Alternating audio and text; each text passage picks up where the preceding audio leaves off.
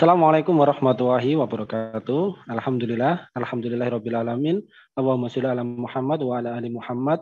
Pemirsa Khilafah News dimanapun Anda berada, salam jumpa kembali bersama dengan saya Aziz Rohman di program Kabar Petang edisi Jumat 11 Februari 2022. Insya Allah beberapa menit ke depan kami akan menemani Anda mencermati dan menelaah berita paling menarik dan paling populer hari ini bersama narasumber yang kompeten di bidangnya dan tentunya dari sudut pandang Islam. Baiklah pemirsa, inilah Kabar Petang selengkapnya.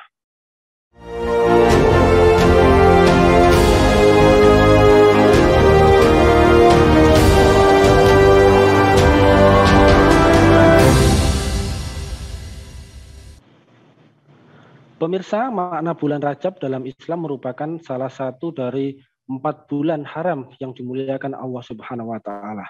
Bulan Rajab sendiri di dalam hitungan kalender Hijriah adalah bulan ke-7. Sebelum adanya pembentukan kalender Hijriah, bulan Rajab tidak dikenal sebagai bulan ke-7 karena memang belum ada penomoran dan urutan bulan.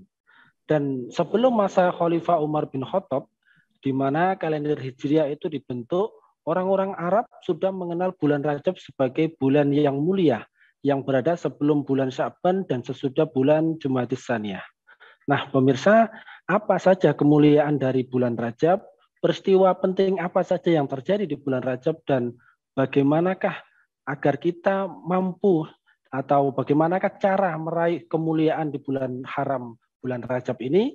Pemirsa, untuk membahasnya kami telah terhubung dengan Ustadz Lutfi Hidayat dari Tabayun Center. Kita sapa dulu beliau. Assalamualaikum warahmatullahi wabarakatuh. Waalaikumsalam warahmatullahi wabarakatuh. Alhamdulillah ini sudah bisa ini, Ustadz. Alhamdulillah. Ya kayaknya agak sedikit mendekat ini. Ya. Ya ini alhamdulillah ini sudah bisa. Baik, Ustadz, langsung saja ini mengenai terkait dengan bulan Rajab ini. Bagaimana kita ketahui ya, ini kan kita sudah memasuki bulan Rajab dan kalau kita lihat di dalam khasanah Islam, bulan Rajab ini adalah salah satu dari bulan yang istimewa ya, karena bulan ini merupakan awal mula dari masuknya kita ke bulan suci Ramadan. Nah, ini apa saja ini kemuliaan dari bulan Rajab ini, Ustaz? Bisa dijelaskan, Ustaz? Baik. Bismillahirrahmanirrahim. Hamidan lillah wa mushollian ala Rasulillah wa ala alihi wa ashabihi wa mawala. Subhanaka la ilma lana illa ma 'allamtana innaka antal alimul hakim wa la haula wa la quwwata illa billahil aliyil azim. Allahumma barik lana fi Rajab wa Sya'bana wa balighna Ramadhana. Allahumma amin. Hadirin yang dirahmati Allah Subhanahu wa taala, bahwa bulan Rajab di dalam Al-Qur'an dan dijelaskan dalam hadis Rasulullah SAW adalah merupakan bulan haram. Allah Subhanahu wa taala berfirman di dalam surat At-Taubah ayat yang ke-36, A'udzubillahi minasyaitonirrajim. Bismillahirrahmanirrahim. Inna iddata syuhuri 'indallahi 12 syahra. Sesungguhnya jumlah bulan di sisi Allah adalah 12 syahran. Ada 12 bulan fi kitabillah yauma khalaqas samawati wal arda. Dalam kitab Allah hari di mana diciptakannya langit dan bumi. Minha arba'atun hurum. Di antaranya adalah ada 4 bulan haram. Dan secara lebih detail 4 bulan haram itu dijelaskan oleh hadis Rasulullah SAW.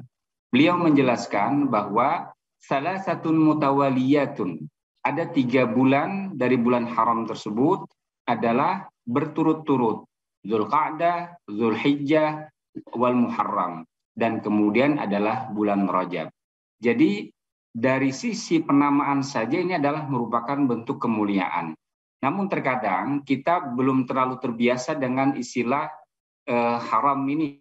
Kadang-kadang kita Indonesia haram ini seolah-olah yang haram ya. Tetapi kalau kita mau mengingat istilah ini adalah kita ingatkan pada Masjidil Haram.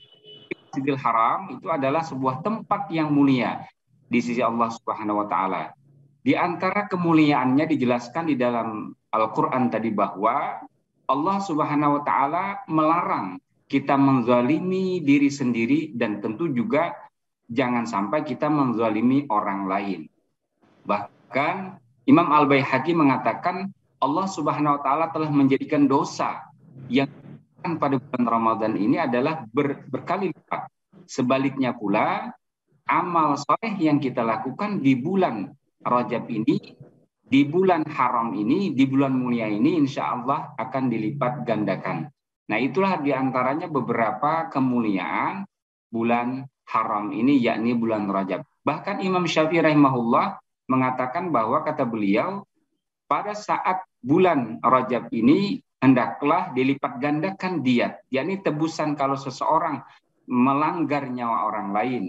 Itu artinya pula bahwa kita berhati-hati jangan sampai melaksanakan kezaliman, dan sebaliknya kita memaksimalkan untuk melakukan keutamaan di bulan yang penuh dengan kemuliaan ini. Itu kira-kira sekilas tentang bagaimana kemuliaan bulan Rajab. Termasuk tadi kita senantiasa bermohon kepada Allah agar mendapatkan keberkahan. Allahumma barik lana fi Rajab wa Sya'bana wa balikna Ramadhana. Demikian. Ya, baik, Ustaz. Ini Masya Allah, ini luar biasa ya. Jadi bulan Rajab ini salah satu bulan yang mulia.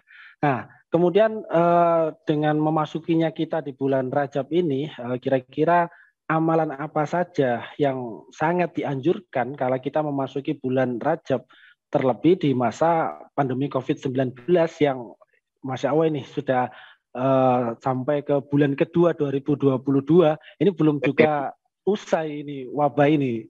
Ini kira-kira seperti apa, Ustaz, amalan yang dianjurkan ini? Baik. Memang sesungguhnya kalau kita lihat para salafus saleh ya, mereka betul-betul memaksimalkan atau memulai untuk nanti maksimal beramal ibadah di bulan Ramadan itu mulai bulan Rajab ini. Sehingga ada ulama mengatakan seolah-olah ya bulan Rajab itu adalah bulan kita menanam, bulan Sya'ban nanti kita sirami, kita pelihara, dan nanti insya Allah di bulan Ramadan kita memetik atau memanen kemuliaan. Siapapun yang ingin meraih kemenangan di bulan Ramadan, tentu dia harus melakukan latihan-latihan. Nah, di antaranya yang pertama tadi adalah kita betul-betul dalam ayat Al-Quran tadi menghindarkan perbuatan-perbuatan kezaliman. Karena apa? Itu juga salah satu bagaimana keseriusan kita mendekatkan diri kepada Allah. Yang kedua adalah berupaya semaksimal mungkin membiasakan diri, mengetatkan diri untuk mempersiapkan kebaikan-kebaikan di antara kewajiban-kewajiban yang Allah fardukan kepada kita. Misalnya terkait dengan pandemi tadi ya, kita amal-amal ibadah fardiyah, mulai membaca Al-Quran, kemudian ibadah-ibadah sunnah, dan mudah-mudahan tentu ya kita maksimal tetap bisa melaksanakan sholat berjamaah begitu ya, karena ini juga ada problem tersendiri begitu kalau kita tidak sholat berjamaah begitu. Itu yang bisa kita lakukan sebagai pemanasan lah ya, barangkali agar betul-betul kita terbiasa, kita mulai mendisiplinkan diri kita untuk melaksanakan hal-hal yang baik di bulan yang baik ini, di bulan yang penuh dengan kemuliaan ini.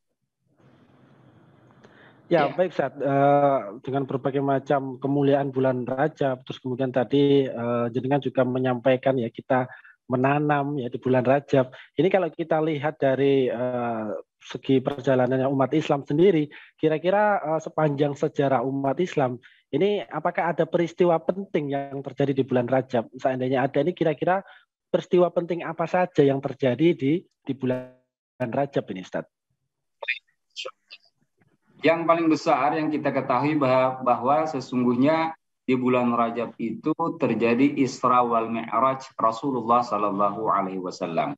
Dan sesungguhnya kalau kita mau banyak bicara, ada sisi-sisi politik dalam peristiwa Isra Mi'raj tersebut, yakni bahwa di dalam suatu buku yang dikarang oleh Abdurrahman Al-Baghdadi, beliau mengungkap sisi politik daripada Isra Mi'raj Rasulullah SAW, yakni ternyata di sana terjadi transformasi kepemimpinan global dunia.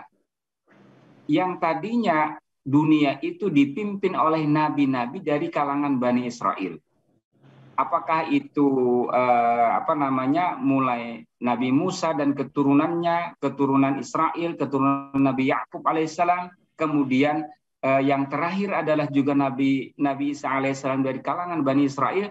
Dengan peristiwa Isra Mi'raj Rasulullah SAW dengan beliau memimpin seluruh nabi, itu merupakan indikator bahwa Allah Subhanahu wa taala akan menyerahkan estafet kepemimpinan politik dunia kepada baginda Rasulullah SAW. Itu peristiwa yang paling besar. Kemudian lain misalnya Rasulullah SAW pertama kali hijrah ke Habasyah itu terjadi di bulan Rajab, yakni tahun kelima kenabian. Kemudian tadi ada tahun ke-10 kenabian setelah Amul Hakim, ya, setelah masa-masa sedih Rasulullah SAW, beliau SAW diisra dan mi'rajkan pada tanggal 27 Rajab tahun 10 kenabian. Nah, kemudian yang berikutnya adalah di bulan Rajab pula Rasulullah bertemu dengan kaum Ansar dari Madinah yang suatu ketika mereka ini adalah orang-orang yang menopang adanya kemenangan daulah Islam di Madinah. Kemudian yang berikutnya adalah di bulan Rajab pula terjadi perpindahan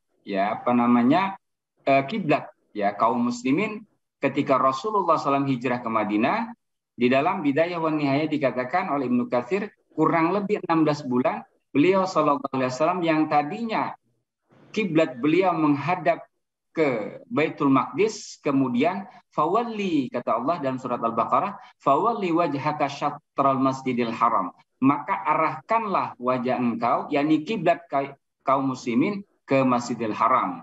Makanya di Madinah itu dikenal dengan ada namanya Masjid Kiblatain, ya, masjid dua kiblat, ya. Jadi itu adalah juga merupakan peristiwa yang luar biasa, ya. Dalam sholat begitu langsung mereka mengarahkan kiblat ke arah yang berbeda. Itu terjadi pada bulan Rajab. Kemudian pada tahun kedua hijrah Rasulullah SAW mengutus semacam detasmen atau saraya, ya, pasukan yang dipimpin oleh Abdullah bin Jahsy mengirimkan sebagai pendahuluan atas peristiwa perang Badar Al-Kubra. Ini adalah sebuah perang pertama yang dimenangkan oleh kaum muslimin. Kemudian perang Tabuk yang menggetarkan adidaya Romawi itu juga terjadi pada 9 Hijrah pada bulan Rajab. Kemudian perang Yarmuk dipimpin oleh Khalid bin Walid, ya, pedang Allah begitu, ya, menghadapi kaum Romawi juga terjadi pada bulan Rajab. Juga Baitul Maqdis yang saat ini dalam kungkungan Yahudi Israel, ya, dulu direbut kembali oleh kaum muslimin pada bulan Rajab, tepatnya pada tanggal 28 Rajab 583 Hijrah oleh Salahuddin Al-Ayyubi. Namun ada suatu peristiwa yang sangat menyedihkan kaum muslimin yang terjadi pada tanggal 28 Rajab 1342 Hijrah, tepatnya pada tanggal 3 Maret 1924, itu kaum muslimin kehilangan pelita, kaum muslimin kehilangan kepemimpinan mereka, yakni khilafah Islamiyah. Itu terjadi pula pada bulan Rajab, pada tanggal 28 Rajab 1342 Hijrah, kurang lebih 102 tahun yang lalu, ya. Itu beberapa peristiwa penting yang terjadi di bulan Rajab. Oleh sebab itu penting sekali bagi kita, di samping untuk menghadapi bulan Ramadan yang penuh dengan keberkahan, di bulan Rajab ini kita mengingat-ingat bagaimana sejarah kemuliaan yang diraih oleh kaum muslimin. Demikian kira-kira. Ya, baik, Ustaz. Lantas kemudian kalau kita tadi melihat bagaimana banyak sekali, ya, peristiwa penting di bulan Rajab, ini kira-kira bagaimana cara agar kita bisa meraih kemuliaan di bulan Rajab atau di bulan yang haram ini, Ustaz? Baik, ya. Kalau kita betul-betul meraih kemuliaan, di antara kemuliaan-kemuliaan itu ada amal tadi yang ketika khilafah Islamiyah di Turki Utsmani itu runtuh, itulah momentum sesungguhnya di antara amal-amal yang sunnah ya.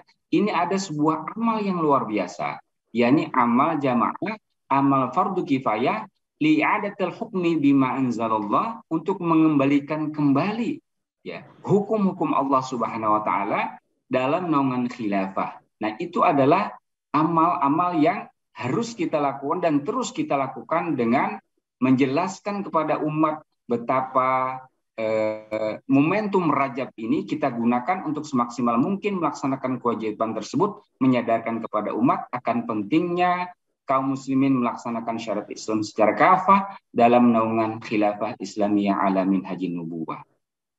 Itu kira-kira. Ya, baik Ustaz. Tadi jenengan sudah sedikit menyinggung terkait dengan kepemimpinan di dalam Islam begitu. Nah, ini pertanyaan berikutnya adalah, benarkah bahwa kepemimpinan di dalam Islam itu harus berbentuk khilafah? Atau bisa apa saja yang penting kepemimpinan tersebut dapat merealisasikan kesejahteraan dan keadilan? Apakah harus khilafah atau seperti apa ini? Bisa dijelaskan, Ustaz? Ada beberapa aspek kalau kita bisa meyakinkan bahwasanya keadilan syariat Islam bisa terlaksana secara kafah, itu tidak bisa dan tidak bisa kecuali dengan khilafah Islamiyah ala minhajin nubuwah. Bahwa sistem-sistem yang lain justru membuktikan dari sisi sejarah saja bahwa kaum muslimin ketika runtuh khilafah itu bukan saja tidak bisa melaksanakan syariat Islam, tapi justru kaum muslimin ya terlunta-lunta, kaum muslimin menderita.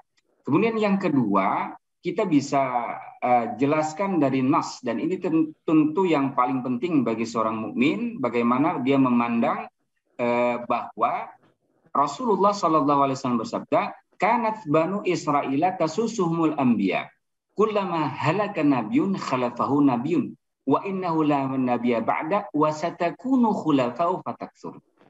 Bahwa Banu Israel ya yang memimpin mereka sasayasusuhum al-anbiya. Jadi kepemimpinan di zaman sebelum Rasulullah SAW itu para nabi. Kullama halaka nabiyyun khalafahu nabiyyun.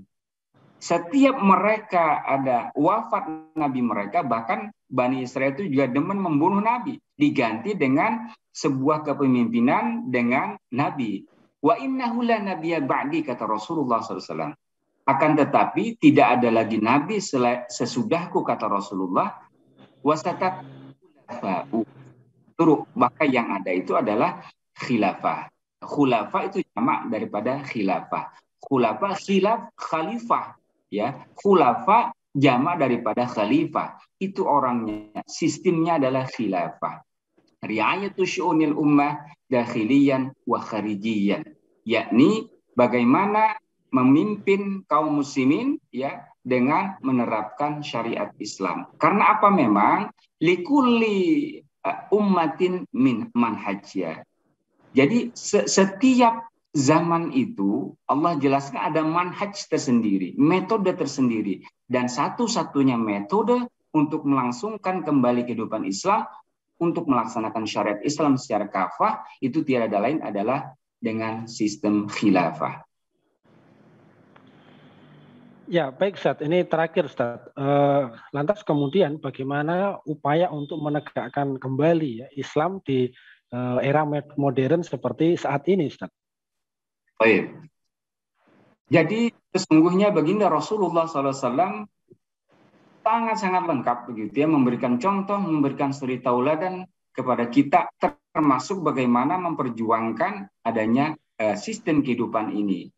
Dalam konteks saat ini, itu sesungguhnya zamannya saja yang berbeda. Tetapi metodenya tetap kita harus mencontoh baginda Rasulullah SAW. Setidaknya Rasulullah SAW mencontohkan bahwa untuk mengembalikan agar syariat Islam terlaksana dalam seluruh kehidupan dalam bentuk khilafah ini adalah dengan dakwah. Bukan dengan cara kekerasan, ya. Bukan Rasulullah dengan para sahabat saat itu ketika di Mekah tidak memiliki kekuatan atau tidak berani, tapi memang beliau sallallahu alaihi wasallam memberikan suatu metodologi untuk memperjuangkan itu dengan cara dakwah. Itu tidak dengan sendirian, ya.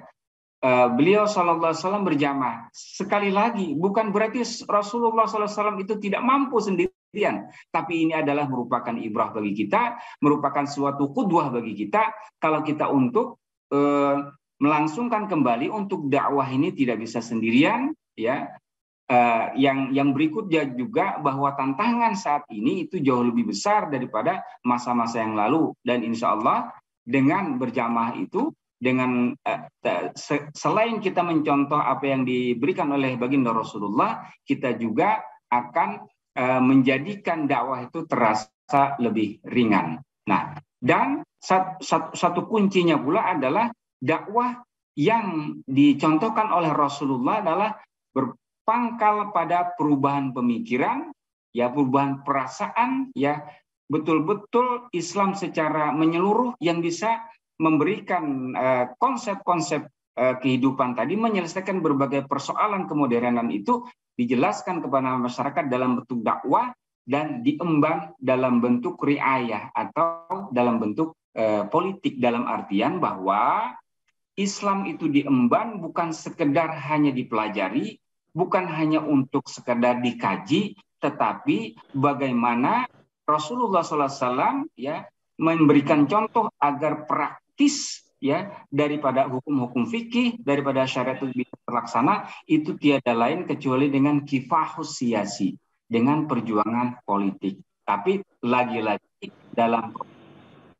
proses Islam bukan politik yang ujung-ujungnya adalah hanya kepentingan, kemudian hanya menipu rakyat. Ya, esensi dari politik ini adalah bagaimana mengatur urusan umat itu dengan syariat baginda Rasulullah Sallallahu Alaihi Wasallam. Demikian.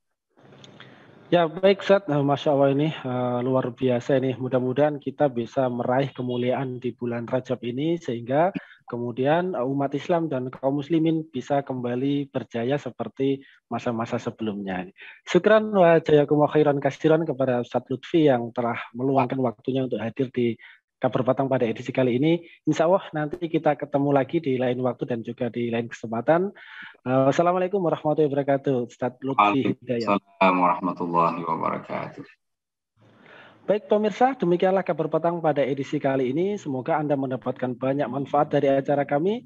Jangan lupa saksikan kami besok di jam dan channel yang sama. Dan jangan lupa juga like, komen, share, subscribe, serta klik tekan tombol loncengnya agar tidak ketinggalan update terbaru dari Khilafah News. Karena hanya di sinilah Anda akan mendapatkan informasi aktual, terpopuler, dan tentunya dari sudut pandang Islam. Akhirnya saya Aziz Rahman beserta seluruh kru yang bertugas undur diri. Wassalamualaikum warahmatullahi wabarakatuh.